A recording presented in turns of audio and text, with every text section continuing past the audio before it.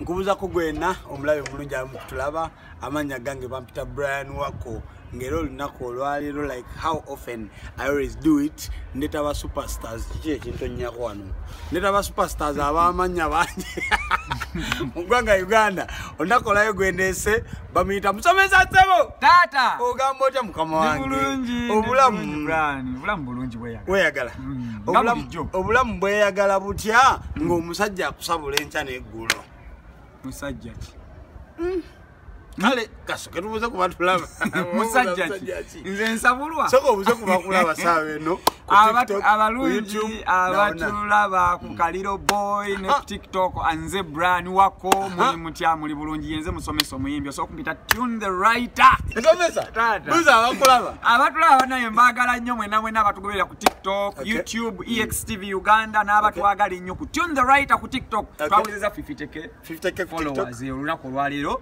baweze so twongere okufollowinga Tune the Writer tukyaleeta ebipya bingi nga musomesa omuyimbi musomesa omuyimbi a 50k last time betwali wano wabuza ku bantu abasinga okukwagira ku TikTok era so kubaddemu mbaddemu batumireko abantu mwena abatuwagira ku TikTok ntandise kamba speed aliwa yinna Rose awo gwoteka wao lengamba tewali Rose nawe waliyo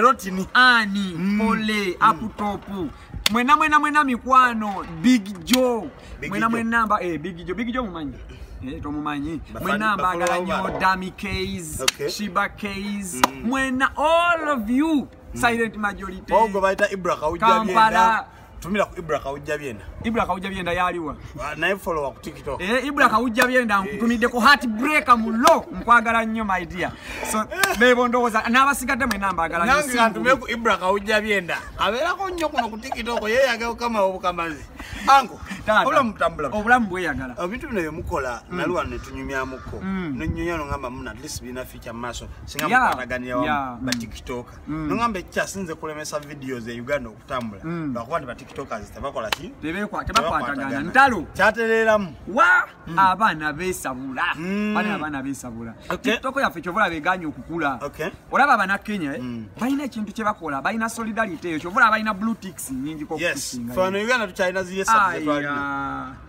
October Fiery Gold View Palaso beo basatu tetulinayo mulala kati ekirete ekyo ffe mu kifo ky'okudda mukola videos eziyinza okutambula ne ziyamba eggwanga oba ne zeeyongerayo mu maaso tudda mu kwesabula ntalo yakubyonono gegaba amawulire ku TikTok omubaka gwe bayita Katolubwama omumanyi si mubaka tokiddangamu Katolubwama tokiddangamu si mubaka nedda ekyo ekintu kikyamu oyo tulina okuyita tulina era njagala kugamba sipiika ayise ekiwandiiko bamuggyeko bwa honorable si honorable nedda saba Katolubwama olina omuwa ekitiibwa once honorable always honorable Katolubwama omumanyi owulira okoye sheekomewa tugende mu maaso muwa ekitiibwa Katolubwama tojja muyisa si honorable ye Katolubwama kale Katolubwama ekirungi mulongo tetwongerako kya mwami Katolubwama ate toyongerangako kale Katolubwama biso omumanyi mufaaki ne Katolubwama ebiseera ebisinga ekindeetera nze okuvaawo n'omuntu omubi kwe kwogera ebintu ebitakwatagana oba ebitayamba omanyi nze anko Kato kyali wange era muterawo omukono bw'avaayo n'akola ebintu ebirungi omanyi naawe bw'oli otama Uncle Katolubwama, wherever you are, big up on yourself. Kubanga omusajja oyo munoonyako ssebo nampa interview. Okay. Kati kanjogera. Nalabye interview Katolubwama gye yakoze ne Kasuku. Nga kuba Katolubwama yanzizeemu yasooka n'atusabula nga yali ne Rain nga balina kibbi banyumya mawo n'atusabula n'atuyisa bubi. Obadde ogamba otya? Yali ne Rain n'atuyisa bubi. Kaika video kyakola ne Rain namugamba muno mwesebo mwali basomesa abasomesa bano ngamba balabe ebinnyo by'embizi ne ngamba yikalira omusajja kanabe ebinnyo by'embizi ate bana agamanyo gambizi kati ekyo bayita omuntu obutaba honorable musajja mukulu naye byayogera si bya kintu kikulu tosobola kuvaayo n'oyimirira mu kamera n'owayiriza ensi noga Bobi Wine mubbi omuntu omukulu yabyogera dika teyali naawe teyakyogera nawe Bobi Wine musiru ate nawe n'osirika n'otunula butunuzi obanga walya Tim Bobi Wine is big up on yourself nada nedda tosobola kutuuka big up nga Anko Kato nze buli omu mujjako interview. Kituufu. Anko Kato bw'ayogera ebigambo bye yagambye tememu. Ebyo bitemangamu n'otaleeta mu society kuba bibi byonoona. Byonoona oli omusajja yeesigaliza ekitiibwa kye. Tosobola kuvaayo n'ogamba Bobi Wine nti musiru. N'omubaka video ku TikTok okumutta obusungu. Awo nange obusungu ne buvaayo. Nenzigyayo enjala. Kati mu kujjayo enjala ate naye akola ki? Akuddiza. Ajja atandika lwaki abantu abakulu tobaba biti? Buli lwolabanga omusajja nedda ffe twakula okuva bwe nga batugamba abantu abakulu tulina okubaba ebiti. Eriso ly'omukulu aduga. Naye kasita omuntu omukulu yeeweebula n'agaana okwewa ekitiibwa naawe okimutikula. Anko Kato Lwama yeeweebula atya? Okuvayo ate n'atandika okuvuma ffe. Abandi baddenga batabani befe nze sinali simuvuma nali mmugambako. Okitegeera. Kati ye mu kumugambako yafuna busungu. Kato. N'akomawo mbw ataalumbe. Ng'ali ne Maulana ne Rain. Ali ne Rain. Okay. N'avaayo alumbe. Rain si ye yalumba. Rain yali asirise. Kato n'alumba ng'alumba. And Rain naye musomesa. Yali musomesa nga mmwe. N'amugamba mbu olaba busomesa bunno buli mu kuyimba ebyekisiru ku WhatsApp. Nyongera okutegeeza tetubiyimbira ku WhatsApp, tubiyimbira ku TikTok. Ekyo nakyo kamuwabuli. Ate n'ekirala Kato simanyi kiki yanona ku TikTok. Waliwo emyaka egitalina kubeera ku TikTok. Anko Kato. Akuliridde nnyo okutuuka. Leka naawe kati akolayo ki? So Kato atunyumisiza kiki kyakolayo? Video zako ku TikTok nga zitunyumira. Anko Kato. Zirimu ki? Najasa akola oyigamu ki mu video ze? Tunyumirwa. Zimalako stress Anko Kato Lwama. Tugenda kuba Anko Kato nga wendi wano. Nedda olaba TikTok eyo ebintu ebijonoonyera bye bimubi ebyo. Bakato. Kato Lwama sigala ku Facebook. Waliwo apps ezimu omwana bamukyayira ddala. Sokolindeko waliwo apps ezimu ze balina okubeerako. Yesebu. Eno TikTok. Kale ebintu ebiriko si bya myaka egyo. Kizibu nnyo okusanga omuntu w'emyaka egyo ng'oli ku TikTok. Otandika n'okuyomba abantu abandi baddenga batabani bo. Imagine omuntu omukulu bw'ogaana okwewa ekitiibwa tukikutikulako ne tukikuba ku ttaka. Katuko gwe koyanukula jjajjaawo. Gw'omuvubu. Nze sinali simwanukula. Omuntu fekati omanye eggwanga lino lyayonoonesa abantu abakulu bayonoonekedde ddala. Kati ate ffe abato ffe tuliwo okusomesa eggwanga. Nkubuulira mazima. Kati ffe abato ffe tuliwo okusomesa eggwanga. Kyova olaba bo ng'abantu abakulu balema okutegeera nti Bobi Wine ekimuleese kununula ggwanga lino. Ffe abato ne tutegeera. Okitegeera ekintu kyekivumisa Kato Lwama Bobi Wine. Kyekimuvumi tannaba na kutegeera. Olaba paka na kati tannategeera. Ate ekintu ekisinga okuluma Kato. Bobi kumukuba kalulu. Bakuba Kato Lwama kalulu n'ava ku ballot paper n'agwa ku ttaka. Neba Anko Kato atageemu amaaso. Kato yatugamba nti n'ebyana bya Nuupu ebyo bisiru nnyo tebisobola kubaako kye bimukolera. Ye bwe yagamba Anko Kato. Nze kasita Kato bamukuba akalulu namanya ekigenda okuddirira byebyo. Kati ayogeza busungu. Ayogeza busungu nga ebyo bibeerawo ate mu bulamu. Obusungu obujaliwa kuba Kato Lwama yavuma Bobi Wine wajja obusungu. Nze nali njagala kumusomesa kumulaga nti Bobi Wine talina buzibu gwe buzibu. Walemu oku appreciating okumanya Bobi Wine kyazze okukola nti kiyamba ggwanga wali nosalawo omulumbe bulumbi mubbi musiru yali akubbidde ki. Eriwe kiti Kato nze bwe nfuna abantu ne mbajjako interview buli omu muleka ne muwa chance n'ayogera ngera nawe bwe nkuwadde chance oyogere ku Kato Lwama olutalo lwamwe lukuze ate luli ku TikTok obuzibu bwe yakola kululeeta ku TikTok. TikTok wali abagifuga balala ne President Museveni tamanyi nti TikTok gyeri. Takimanyi. Takimanyi waliwo yagimugulirawo eri fake. Eno government temanyi TikTok gyeri. Eri sibe bafugayo naawe. Eri twefuga.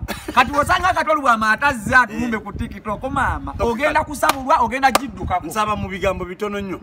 Webaze era appreciating emirimu Kato Lwama gyakoledde eggwanga lino. Jesus. Kati obanjogere ki?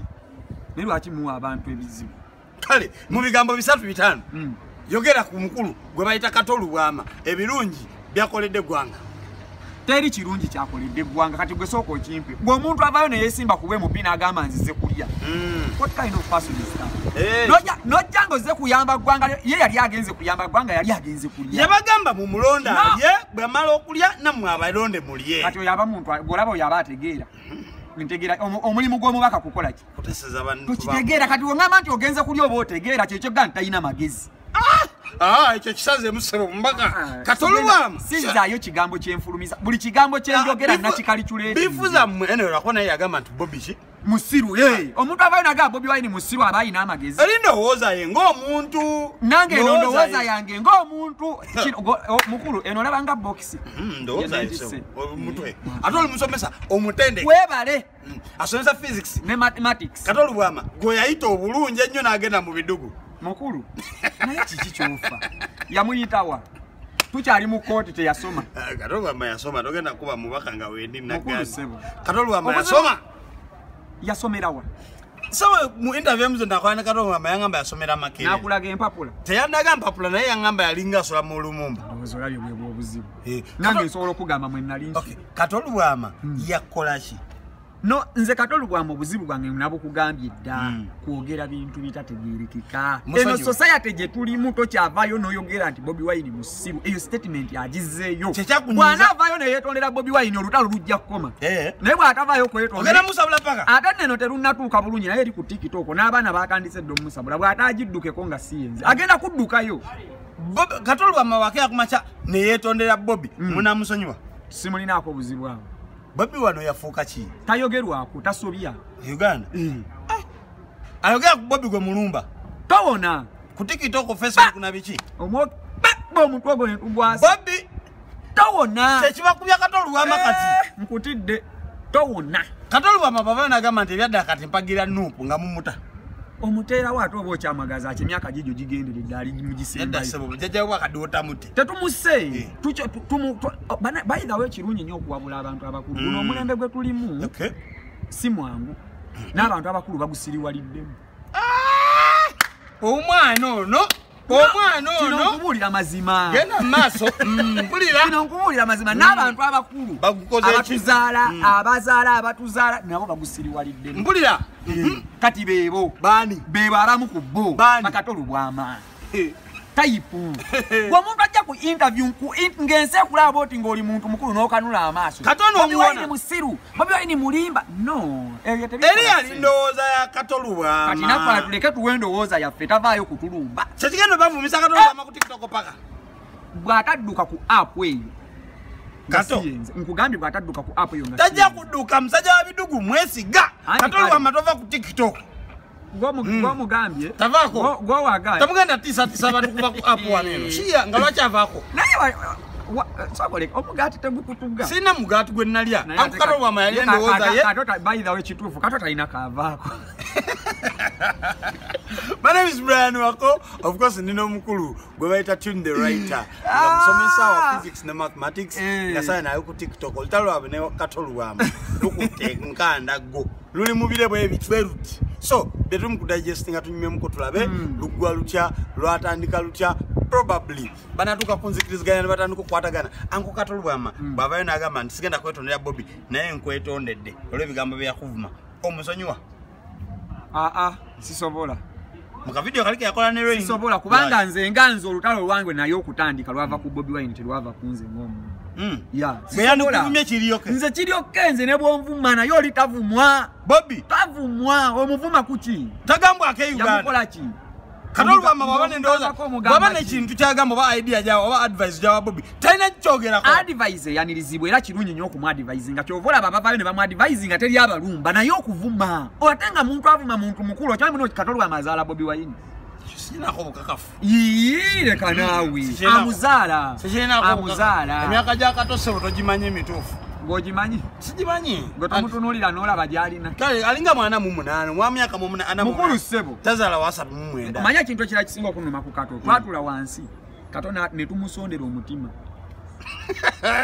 twasonda omutima olindeko twasonda omutima gwa katolubwama ne tuwa katolubwama omutima akomewo mu bantu nga tumwagaliza okuba omulamu naye mutuufu mpulira nga njagala nzire tumuggyeko omutima gwa obusungu bwonna bonna okutuka okwagala okujjako anko katolubwama omutima buva ku Bobi Wine tomuvuma lwaki omuvuma akukoze eki ndowooza ye nga kato endowooza yo tekuleetera kuvuma gwe nga amuvumye nze namubadde mugambako kubanga muntu mukulu ayige naye yenyini yali agamba ku Bobi namugamba muki mukulu musiro ogwenya lyamukoze eki angalo musajja wange musabisa sebo tata ogamotya ndi bulungi nsaki mubire ebintu yagala tuyingira 222 nga gwe ne katolubwama musobola okwesanga wano ne mwekwata ne mu ngalo kati mba ngenda musanga nze bigundi bye byazanya sibigenda bidugu to mukuba Kato bwa mabiso ana bidugu ana bizanyo bibiya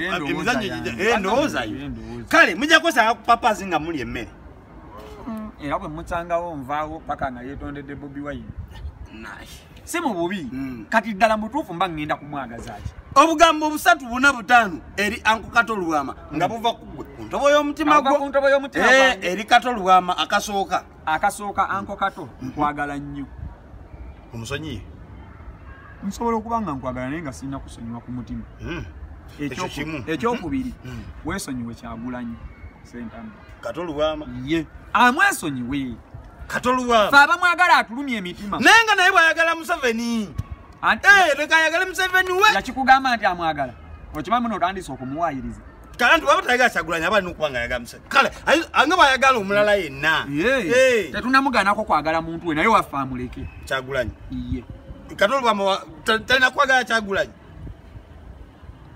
bw'aba amwagala avuma muvume gwosobola okwagala omuntu n'omuvuma tosobola ebyo bibiri ekyokusatu tandika okwogera ebintu ebigasa society emyaka gyo gyakuwabula si gyakuvuma ekyo nkyogedde ntunudde mu kamera Kato Lwama ye emyaka gyo gyakuwabula si gyakuvuma Anko Kato ye ayina kuba nga alera abazzukulu oba nga ali kubijja alima okusinga okudda mu society okuvuma si kumuyisaamu maaso njogera mazima tosobola kuvaayo notandika Kato Lwama banalaba akatambikano n'asanyuka no kati bw'anaaba si musanyufu it will be very okay nze sikiinaako buzibu naye njogera mutima gwange kyemunya ebyo bisatu ekyokuna atwesonyiwe mwe baani nze nga nze ne ttiimu yange tukola ebintu byaffe okuvayo n'agamba busomesa ate bulina amagezi bulinga embizzi bulinga kino bulinga kiri omusajja omukulu nga weeweebuula bw'otyo toddangamu gwani awoninga Anko Kato nze nga nze musomesa sebo ye mu butono bwange buno n'okubeera nga siri mu sayizi ya Kato Lwama sandyagadde kuvaayo ate kulwanagana naye naye ate bwavaayo alwane Anko Kato yatwaka video nga bapanti ku TikTok neŋamba omubaka ngatasobola nakugoba mbaata Kato Lwama alina amaanyi gese naye mutu kyemaze okulaba gwomu kubawaga Kato Lwama gwomu kubamuwaga yoba nagambye oyinamu kakidda walime oyina kakidda walime ke kakuwaga Anko Kato abaana bano tebakukangakanga ngenda yimyana Anko Kato tubalwanyise tolina ekiba nawe obanga alwanyisa Bobi Wine olwanyisa Bobi Wine sisobola nze ani alwanyisa Bobi olina amagezi sisobola kulwanyisa Bobi Wine Kyagulanyi byonna byenkola muterawo omugongo kubanga nyimbira bulungi nga Kyagulanyi Bobi Wine anyimbira music anyuma muterawo omugongo bweni